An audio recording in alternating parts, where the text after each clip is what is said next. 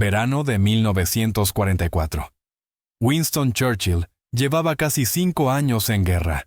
Había visto caer a Francia, había resistido solo frente a Hitler en 1940. Había sobrevivido a los desastres de Grecia y del norte de África, y había atravesado años en los que Gran Bretaña sostuvo la lucha mientras Estados Unidos aún se preparaba.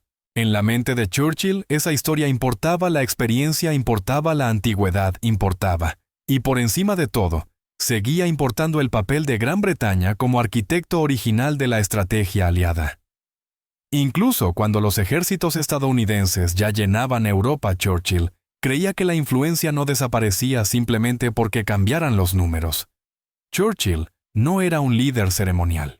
Se involucraba profundamente en los asuntos militares, a menudo saltándose los canales formales para enviar memorandos personales, sugerencias estratégicas y telegramas urgentes directamente a los comandantes. Lo había hecho durante toda la guerra con generales británicos, y más tarde también con estadounidenses. Para él, eso era liderazgo. Creía que la persuasión, la presión y la autoridad personal eran herramientas que debían usarse de manera constante. Cuando Churchill hablaba, esperaba ser escuchado. Y la mayoría de las veces, esperaba ser obedecido. Dwight D. Eisenhower comprendía muy bien ese instinto. Desde el momento en que se convirtió en comandante supremo de las fuerzas aliadas, comenzó a recibir un flujo constante de consejos desde Londres. Algunos eran reflexivos, otros ansiosos. Muchos reflejaban el profundo temor británico de repetir las catástrofes de la Primera Guerra Mundial, o de ir demasiado lejos cuando los recursos eran limitados. La visión estratégica de Churchill favorecía la cautela, operaciones periféricas y avances estrictamente controlados. En su experiencia, la velocidad solía conducir al desastre. Lo que a Churchill le costaba aceptar era que la guerra había entrado en una nueva fase. Para 1944, la coalición aliada ya no giraba en torno a la supervivencia, sino a la ejecución. Las divisiones estadounidenses superaban ampliamente a las británicas. Las fábricas norteamericanas suministraban la mayor parte del material aliado. Las bajas estadounidenses aumentaban rápidamente, ya que sus fuerzas asumían el peso principal del combate terrestre. Y con ese cambio llegó una transformación silenciosa pero profunda en la forma en que se tomarían las decisiones. Churchill seguía convencido de que las directrices desde Londres debían moldear las operaciones en el frente. Daba por hecho que Eisenhower, educado diplomático y prudente por naturaleza, continuaría acomodando las preocupaciones británicas como lo había hecho antes en la guerra. Churchill no se veía a sí mismo como alguien que interfería. Se veía como quien guiaba el rumbo, y cuando hablaba, esperaba obediencia no por un rango escrito en el papel, sino por la historia, el prestigio y la larga experiencia bélica de Gran Bretaña. Eisenhower no cuestionó esa suposición de manera abierta. No discutió. No respondió en público. Escuchó con atención, asimiló el mensaje y agradeció a Churchill sus opiniones. Pero bajo la superficie algo había cambiado. Eisenhower ya no veía la cautela británica como una guía, sino como una limitación. Y a medida que los ejércitos aliados avanzaban con fuerza por Europa, la distancia entre lo que Churchill esperaba y lo que Eisenhower pretendía comenzó a ampliarse. Churchill creía que la influencia seguía fluyendo hacia abajo desde Londres. Eisenhower entendía que ahora la influencia nacía del propio campo de batalla. Y el momento en que Churchill esperaba obediencia fue el mismo en que Eisenhower, en silencio, dejó de concederla.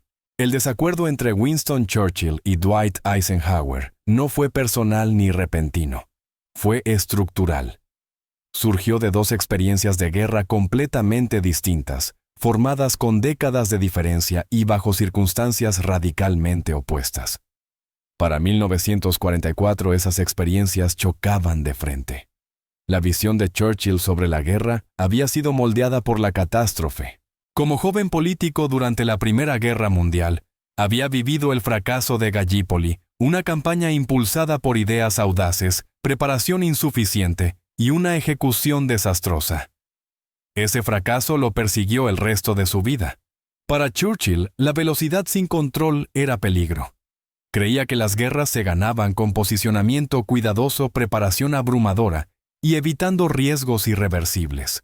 El recuerdo de los ejércitos británicos desangrándose en el frente occidental lo volvió profundamente desconfiado de los avances rápidos y frontales hacia el corazón del territorio enemigo.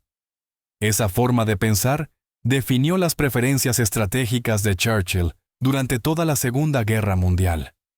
Favorecía los enfoques indirectos, el norte de África, Italia, el Mediterráneo, los Balcanes. Esas rutas, creía, reducían las bajas, protegían los intereses imperiales británicos y mantenían la presión sobre Alemania sin arriesgar un colapso catastrófico.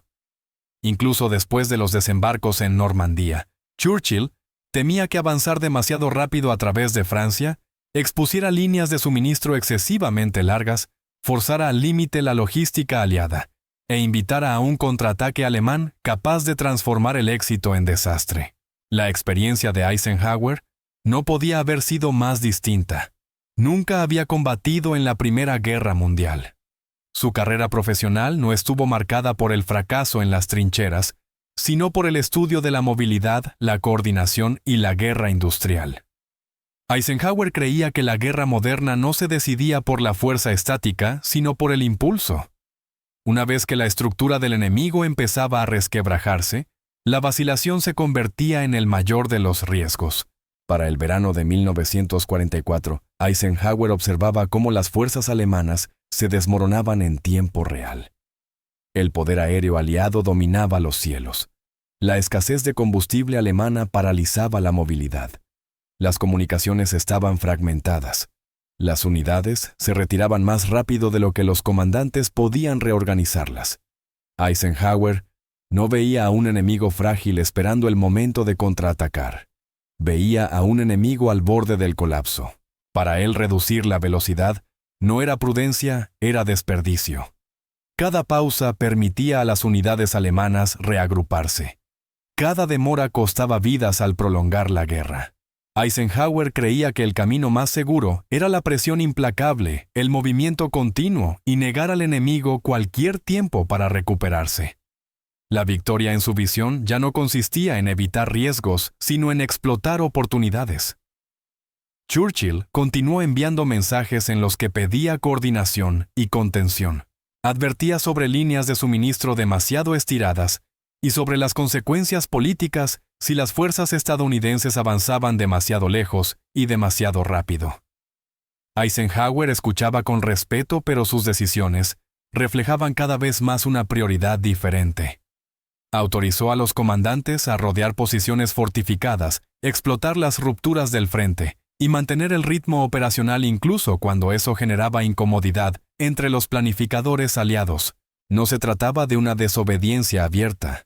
Eisenhower nunca le dijo no directamente a Churchill. Simplemente dejó que los hechos hablaran. Los ejércitos avanzaban más rápido. Las órdenes enfatizaban la velocidad. Y la campaña evolucionaba de un modo que hacía que el estilo preferido de Churchill resultara cada vez más irrelevante. Dos visiones de la guerra coexistían ahora de forma tensa dentro de la misma alianza. Una miraba hacia atrás moldeada por las cicatrices de guerras anteriores. La otra miraba hacia adelante definida por las realidades del conflicto industrial moderno. Y a medida que la línea del frente avanzaba hacia el este, quedaba cada vez más claro cuál de las dos visiones estaba imponiéndose. A medida que los ejércitos aliados penetraban más profundamente en Francia, el tono de la participación de Churchill empezó a cambiar. Lo que antes había sido consejo estratégico, comenzó a sentirse para Eisenhower como presión. El primer ministro británico ya no se limitaba a ofrecer advertencias prudentes. Intentaba influir en el ritmo y la dirección de una campaña que no comandaba. Desde Londres, Churchill enviaba un flujo constante de mensajes. Alertaba sobre cuellos de botella logísticos, flancos expuestos y el peligro de avanzar más rápido de lo que los puertos podían sostener. Argumentaba que los alemanes, aunque en retirada, aún eran capaces de lanzar contraataques repentinos. Por encima de todo, temía que el impulso estadounidense superara a la influencia británica, dejando a Gran Bretaña políticamente relegada en la configuración final de la Europa de posguerra. Eisenhower leía cada mensaje con atención. Comprendía que las preocupaciones de Churchill no eran irracionales. La logística estaba al límite. La escasez de combustible era real. Las líneas ferroviarias estaban dañadas. Sin embargo, Eisenhower también sabía algo que Churchill no podía ver desde el otro lado del canal: el estado psicológico del enemigo. Los comandantes alemanes estaban confundidos, exhaustos, y reaccionaban constantemente en lugar de planificar. Sus reservas eran escasas. Su estructura de mando se estaba desintegrando. Para Eisenhower, ese era el momento decisivo. Reducir el ritmo ahora permitiría a Alemania estabilizar sus defensas y prolongar la guerra hasta 1945 y más allá. La velocidad, incluso bajo tensión logística, ofrecía la oportunidad de mantener al enemigo permanentemente desequilibrado. Churchill, sin embargo, comenzó a presionar con mayor insistencia. Elevó sus preocupaciones a través de canales militares políticos y de correspondencia personal. Cuestionó si los comandantes estadounidenses actuaban con suficiente coordinación. Le inquietaba que las fuerzas británicas estuvieran siendo arrastradas a operaciones que no habían contribuido a diseñar. En privado expresó su frustración al ver que Eisenhower permitía que la iniciativa estadounidense dominara la estrategia aliada. Era una línea extremadamente delicada.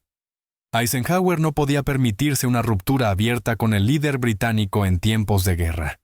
La alianza dependía de la confianza de las apariencias y de la unidad. Un desacuerdo público habría sido desastroso. Pero Eisenhower tampoco podía permitir que la presión política se impusiera sobre la realidad del campo de batalla.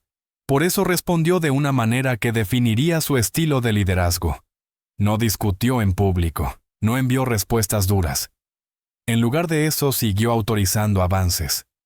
Aprobó planes operativos que priorizaban el impulso y permitió que los comandantes estadounidenses actuaran con decisión dentro de su amplio marco estratégico. En la práctica, Eisenhower cambió el equilibrio de poder sin anunciarlo. La autoridad de mando seguía siendo formalmente colectiva, pero en la realidad fluía a través de él. Las decisiones se tomaban cada vez más cerca del frente. El ritmo sustituyó al debate. La guerra avanzaba demasiado rápido como para permitir una intervención política prolongada. Churchill percibió el cambio. Su influencia ya no determinaba los acontecimientos, sino que reaccionaba a ellos. Los mensajes llegaban después de que las decisiones ya habían sido ejecutadas. La cautela aparecía cuando las rupturas ya habían sido explotadas. Para finales de 1944, el desacuerdo había evolucionado hacia algo más profundo que una diferencia estratégica. Se trataba de quién controlaba realmente la guerra. Churchill seguía esperando deferencia basada en la experiencia y la antigüedad. Eisenhower creía que el mando provenía de la responsabilidad y de los resultados. Y sin una sola confrontación dramática, Eisenhower dejó clara su posición: la guerra se libraría hacia adelante, no desde Londres. Al final de 1944, el resultado de esa pugna ya no ofrecía dudas.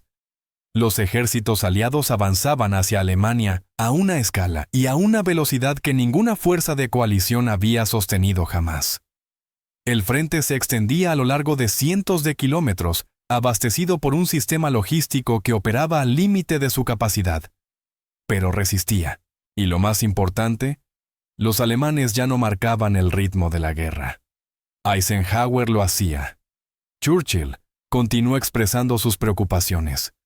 Le inquietaban las líneas de suministro excesivamente extendidas, la vulnerabilidad de los flancos expuestos y las consecuencias políticas de un avance dominado por Estados Unidos hacia el corazón de Europa.